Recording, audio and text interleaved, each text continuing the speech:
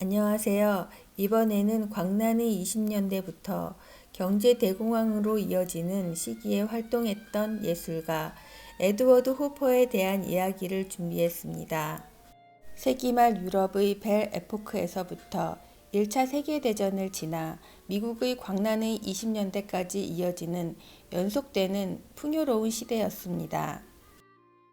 위대한 개츠비, 재즈의 시대, 포드의 자동차, 금주법을 피해 즐기는 젊은 플리퍼들과 그들을 묘사하는 영화들, 파티에 참석하는 셀럽을 동경하는 화려한 시대였습니다.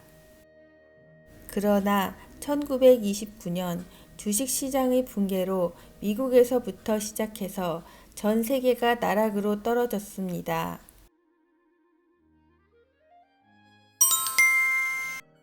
에드워드 쇼퍼의 찹스에는 레스토랑에서 여성 둘이서 식사하는 것만으로도 미국 사회의 변화를 보여줍니다. 20년대까지만 해도 미국에서조차 여성들끼리 식당에서 식사하는 행동은 부적절하고 문란하게 여겨졌습니다. 그러나 1920년대 중반 페미니즘의 대두로 이러한 인식이 점차 변화하게 되었고, 식당 창문에는 여성을 위한 테이블이라는 간판이 걸리기 시작했습니다. 1925년에 한 칼럼니스트는 뉴욕시의 거의 모든 2층 중국 레스토랑에 붙여지는 이름인 찹스이가 뉴요커들의 삶에서 새로운 중요한 역할을 하고 있다고 썼습니다. 그것은 존, 데이, 풀턴 거리의 젊은 여성 타이피스트와 전화 교환원의 점심 식사로 샌드위치와 샐러드 외에도 선택할 수 있는 중요한 메뉴가 되었습니다. 그들에게 그 지역은 동양의 문화가 흥미로워서 찾아가는 것이 아닙니다. 그냥 저렴한 가격에 선택할 수 있는 메뉴가 있기 때문입니다. 호퍼의 아내 조가 여성의 모델이 되었습니다. 그러나 호퍼는 그녀를 더 젊게 만들기 위해 얼굴을 바꿨습니다. 조는 1927년에 44살이었습니다. 그녀는 풍만한 몸매의 여성이었는데 플리퍼 소녀의 이미지에 맞게 보이시하게 납작 가슴으로 묘사했습니다. 그녀는 고독한 플리퍼입니다. 아직 대공황 전, 플리퍼들이 활개를 치고 다니던 시대. 아마 그녀는 플리퍼 모양을 하고 있지만 여성이 직장이 없던 시대에 일을 해야 하는 직업 여성입니다. 그 당시 여성의 직업은 타이피스트, 극장 안내원, 교사, 미식일, 때로는 성을 파는 직업을 가질 수도 있습니다. 그녀에게 오토맷은 외로움과 위로의 장소일 수도 있습니다. 웨이터가 없다는 것은 외로운 사람이나 노숙자, 실업자가 더위나 추위 속에서도 서둘러 문 밖으로 나가지 않고 있을 수 있다는 것을 의미했습니다. 오토맷은 모든 사회 계층의 사람들이 애용하는 혼합과 어울림의 장소였습니다. 1905년에 조셉 와이드너 부인은 푸아그라, 테라팽, 샴페인으로 표준 메뉴를 대체하는 자동 판매기 파티를 열었습니다. 1960년 잭 베니는 오토맷에서 블랙타이 파티를 열었습니다. 오드리 헵번, 지미 스튜어트, 진 켈리, 그레고리 팩과 같은 영화 배우들이 모두 이곳에서 식사를 했습니다. 그리고 오토넷은 대공황 기간에도 저렴한 호트파이, 샌드위치, 도넛을 제공하고 고객에게 따뜻한 커피 한 잔을 니켈 5센트에 판매하면서 좋은 평가를 받았습니다. 일부는 오토맷에서 무료 케찹을 물 한 컵에 섞어 만든 우울증 칵테일을 마신 것으로 알려졌습니다.